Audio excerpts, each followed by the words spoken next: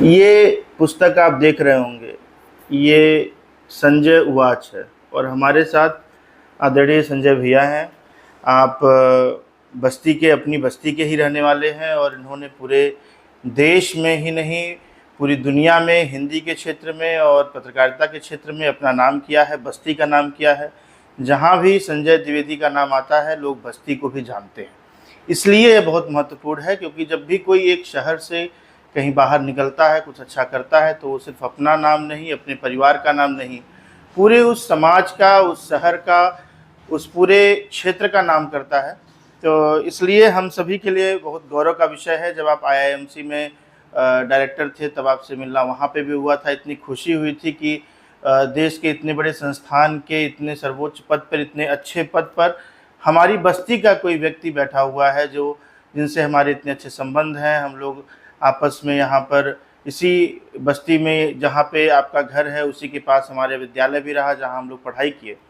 आज अवसर था कि भैया आए थे बस्ती और इनकी एक पुस्तक मैंने देखी थी, तो मैंने भैया से निवेदन किया कि ये पुस्तक हमको भी मिले। तो भैया ने ये पुस्तक हमें दी और इस पुस्तक में भैया के व्याख्यान हैं, जहाँ विभिन्न जगहों पर आपने विभिन्न विषयों पर, अवसरों पर जो अपने व्याख्यान दिए हैं, लोगों के बीच में अपनी बातें साझा की है, उसके जो प्रमुख बिंदु हैं और कई सारे लगभग 45 अपने उद्बोधनों को, अपने व्याख्यानों को इसमें संकलित किया है।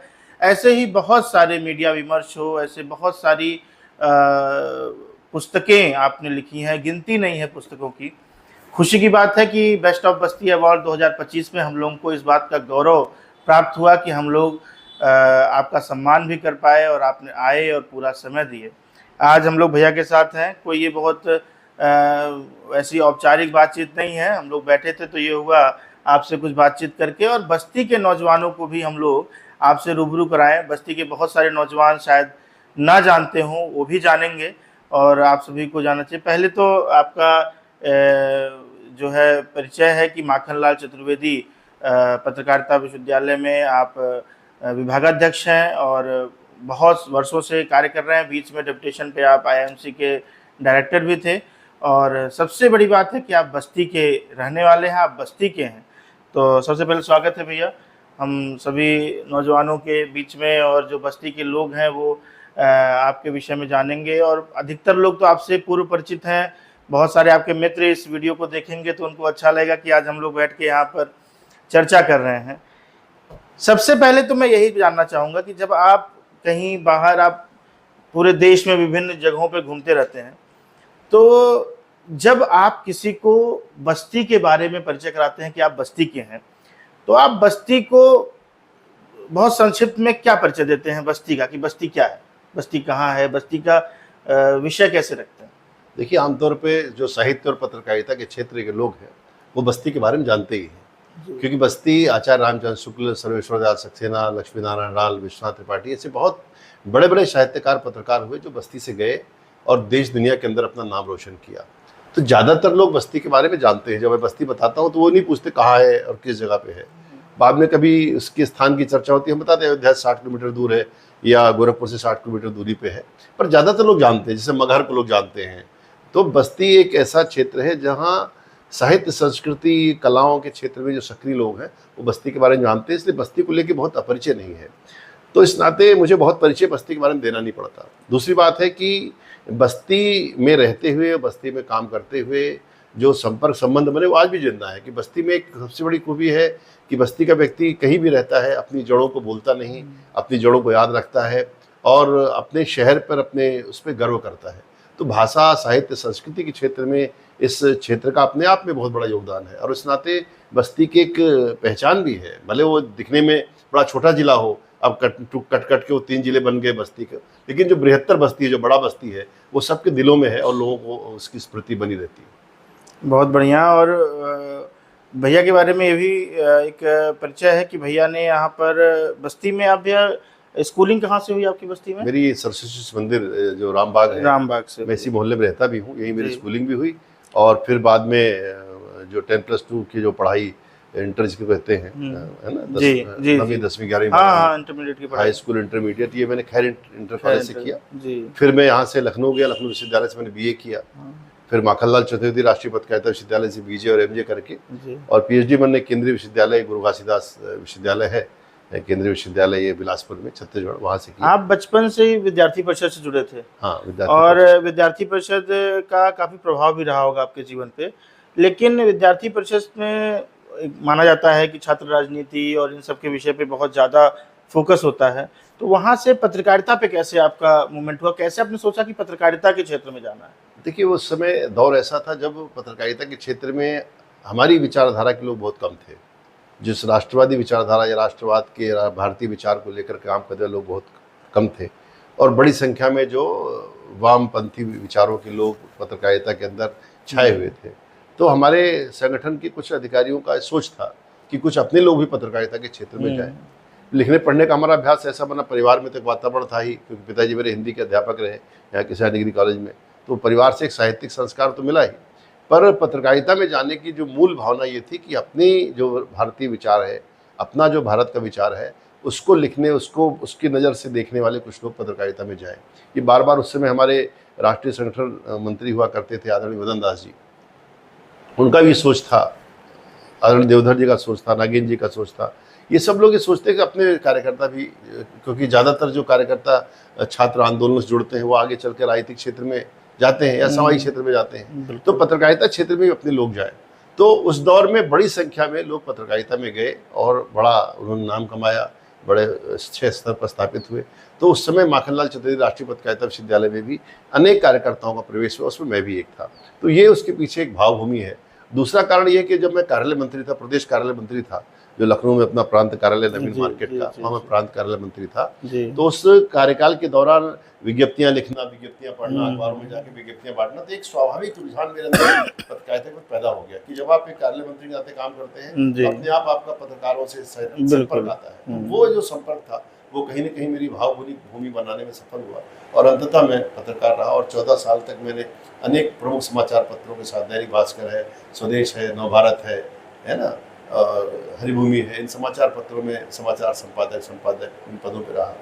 एक जो पहला सैटेलाइट चैनल छत्तीसगढ़ का लॉन्च हुआ, जी 24 घंटे छत्तीसगढ़, उसमें भी मैं इनपुट एडिटर रहा। तो इस तरह टीवी, डिजिटल और सब मीडिया में काम किया। 14 सालों की बहुत सक्रिय पत्रकारिता, बड़ी आनंदवर्धक पारी और बहुत सिखाने वाली पारी मेरी रही। उसके बाद 2009 से मैं टीचिंग में आया और मीडिया शिक्षा से संबंधित। जी, जैसे आपको मैं देखता हूँ, मैं सोशल मीडिया के माध्यम से भैया को देखता रहता हूँ, हम लोग जुड़े हुए हैं बहुत पहले से। और आप मुझे ये बताइए कि हर 4-5 महीने पे आप एक पुस्तक लिखते हैं, आप हर त्रिमासिक आपकी कोई पत्रिका पे निकलती है, और इतना आप लिखते पढ़ते रहते हैं। क्या आप सोचते हैं, आज आप जो नौजवानों को आजकल देख रहे हैं, हम लोग मैं खुद अपनी बात बता रहा हूँ, रील्स देखते रहते हैं। आज के 4-5 साल पहले तक हम लोग कम से कम महीने, 2 महीने, 3 महीने पे एक आध किताब तो पढ़ ही लेते थे। आज ये स्थिति हो गई है कि नौजवानों में रील्स देख रहे हैं, वीडियोस देख रहे हैं। इस ज़माने में आप लेखन को की प्रासंगिकता किस तरीके से देखते हैं? नहीं, देखिए, पठनीयता का संकट तो है कि लोग ऐसा नहीं पढ़ नहीं रहे हैं या ग्रहण नहीं कर रहे हैं, ग्रहण करने का तरीका बदल गया है। लोग जो कुछ ले रहे हैं, पढ़ रहे हैं, सीख रहे हैं, उस पर ज़्यादातर जो उनकी डिपेंडेंसी वो मोबाइल पे हो गई है। मोबाइल पे जो कुछ उपलब्ध है उसी को उन्होंने अंतिम ज्ञान मान के स्वीकार कर लिया है। कई घंटे खराब कर रहे हैं अपने। मतलब आप सोचिए कि हमारे लिखने पढ़ने का स्पेन कितना था, 6 घंटे, 4 घंटे, 5 घंटे, 2 घंटे। आज हम 10-10, 12-12 घंटे भी कई लोग आपको मिलेंगे जो ऑनलाइन रहते हैं। पर उससे वो क्या सीख रहे हैं, क्या उन तक आ रहा है, क्या वो वेरीफाइड सत्य है या वो चीज़ें कैसी हैं? क्योंकि रील्स का अपना एक नशा है, मैं तो इसको टाइम किलिंग मशीन कहता हूँ। रील्स का अपना नशा है। आप रील में गए, आप एक बार सोशल मीडिया पे आप गए तो कब आपके घंटे 2 घंटे खराब हो जाते हैं आपको पता नहीं चलता, अंत में आपके हासिल कुछ नहीं आता। इसलिए कि ज़रूरत यह है कि हम पठनीयता के साथ एक रिश्ता बना के रखें, शब्दों के साथ एक रिश्ता बना के रखें। क्योंकि देखिए, पढ़ना बहुत ज़रूरी है। ठीक है, हम लिखे नहीं, लिखना सबका शौक नहीं हो सकता, पर पढ़ना बहुत ज़रूरी है। मूल टेक्स्ट पे जाना बहुत ज़रूरी है। आज लोग मूल बातों पे नहीं जा रहे। आज हवाई बातों पे, ऊपर की चीज़ें उनको बहुत पता है, पर अंदर गहराई क्या है, सत्य क्या है। इसलिए देखिए, फेक न्यूज़, हेट न्यूज़, जो सारा ये बवाल चल रहा है, इसी चल रहा है कि ये फेक न्यूज़ कहाँ से फैल रही है। फेक न्यूज़ फैलती है जब उसका कोई वेरीफाइड सोर्स नहीं होता। आज सोशल मीडिया पे जो कुछ है उसका कोई संपादक नहीं है, आपने जो बोल दिया वही अंतिम सत्य है। तो कई बार गलत खबरें बहुत फैलती हैं समाज में, और इसमें समाज में बहुत सारा एक गलत खबरों का प्रचार प्रसार भी है, फॉरवर्डिंग है, बिना हम चेक किए चीज़ों को फॉरवर्ड करते हैं, उससे चीज़ें वायरल होती हैं। तो इसलिए आज वायरल होने का समय ज़्यादा है, सच्चाई के साथ खड़े होने का समय कम है। जैसे आजकल इसी बात को आगे बढ़ाते हुए मैं भी कहना चाहूँगा कि बहुत तेज़ी से हर न्यूज़ चैनल को, जो इलेक्ट्रॉनिक मीडिया है या सोशल मीडिया पे, यूट्यूब पे जो इस तरह के चल रहे हैं, अभी भी मुझे ऐसा लगता है कि प्रिंट मीडिया अभी भी ज़्यादा ट्रस्टवर्दी है, उस पर ज़्यादा विश्वास किया जा सकता है। लेकिन आपको लगता नहीं कि इतनी इतनी तेज़ी हो गई, इतनी भागा दौड़ हो गई है कि एक कोई ट्वीट आया और उस पर तुरंत खबर चलाने की होड़ होती है। जैसे अभी एक आया था कि धर्मेंद्र जी के मृत्यु के समाचार, वो मतलब कि लगभग सभी चैनलों ने चला दिया। हम एक दो के ऊपर आरोप लगा सकते हैं, लेकिन अधिकतर ने अपने सोशल मीडिया हैंडल्स पे, टीवी पे स्ट्रिप चला दी कि वो नहीं रहे। ये थोड़ी देर बाद लोगों ने करेक्शन किया। इस तरीके की बहुत सारी खबरें, ऐसी भ्रामक खबरें, और लोगों में ऐसे हो सकता है कहीं ऐसा हो जाए कि उसकी वजह से समाज में कोई गलतफहमी फैल जाए और अचानक कोई दंगे, इस तरह की भी चीज़ें हो सकती हैं। तो इसको रोका कैसे जा सकता है? क्या इसको रोकने का कोई तरीका है, या अब ये ऐसे ही और बढ़ता रहेगा? देखिए, अभी तो हमारे पास कोई इस तरह के उपाय है नहीं। मूल बात होती है कि समाज को मीडिया लिटरेट होना चाहिए। मीडिया लिटरेसी का मतलब ये है कि हम सच और गलत को पकड़ पाएँ, कि सही क्या है, गलत क्या है, चीज़ों का वेरिफिकेशन कर पाएँ। देखिए क्या है, समाज आगे जाता है, आज हम पीछे लौट नहीं सकते। आज हम तो नहीं कह सकते मोबाइल विहीन जीवन जिएंगे। मोबाइल तो हमारे जीवन में एक आवश्यकता हो गया, क्योंकि हमारे जीवन के लगभग हर क्रिया व्यापार में, एक एक छोटी सी पेमेंट से लेकर के हमारे चीज़ों को जानने में, सब तरह की सामाजिक संवाद में बहुत बड़ा सहायक सोशल मीडिया बन गया है।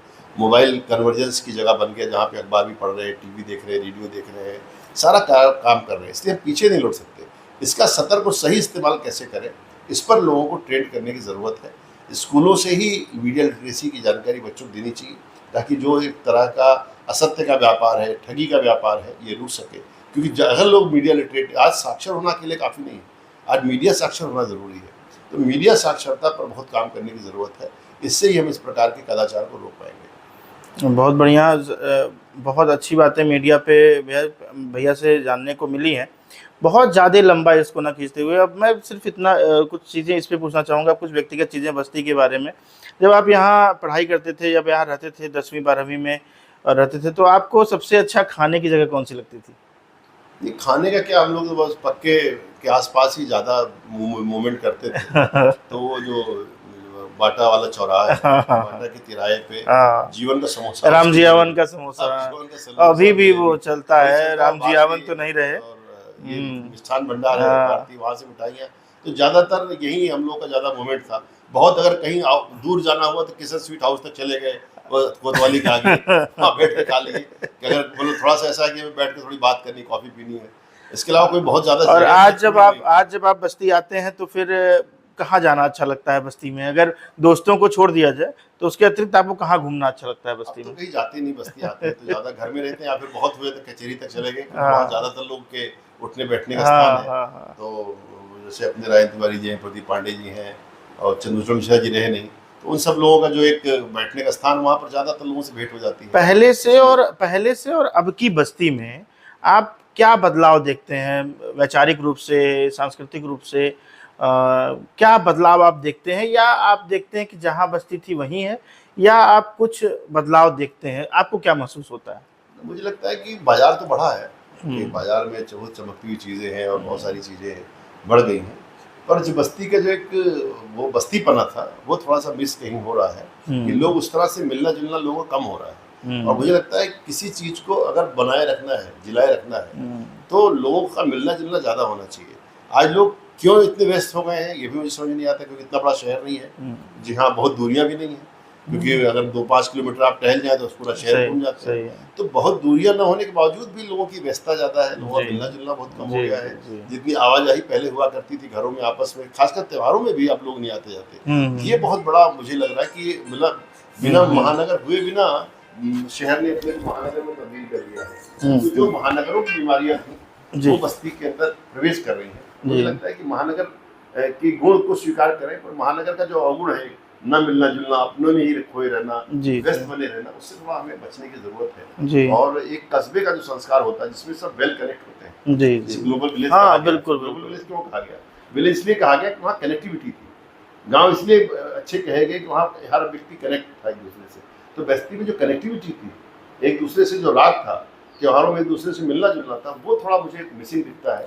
अब उस तरह से लोग उल्लास से मिलते नहीं है, अकारण तो बिल्कुल नहीं मिलते, अकारण मिलना चाहिए, है ना? बिल्कुल सही बात शहर है। अकारण मिलता जुलता है, जो गाँव अकारण मिलता जुलता है, वो अच्छा शहर अच्छा गाँव होता है। तो मुझे लगता है कि हमने मिलना जुलना कम कर दिया है। अगर हमारे स्वार्थ नहीं, हमारा कुछ काम नहीं है, तो हम किसी के पास जाना नहीं चाहते। अपने अपने खोल को तोड़ के हमें अपने लोगों से मिलना जुलना चाहिए, अपने रिश्तों को जिंदा करना चाहिए। बिल्कुल सही अपने बात जो है। पुराने दोस्त हैं, पुराने स्कूल हैं, पुरानी गलियां हैं, उन गलियों में घूमना आना जाना चाहिए। तो मुझे लगता है इससे काफ़ी होगा। हम लोग तो बहुत कम समय के लिए आते हैं, फिर भी प्रयास करते हैं अधिक से अधिक लोगों से मिल सके। पर जो लोग यहाँ रह रहे हैं वो तो आपस में मिल सकते हैं, सप्ताह में एक बार, महीने में एक बार।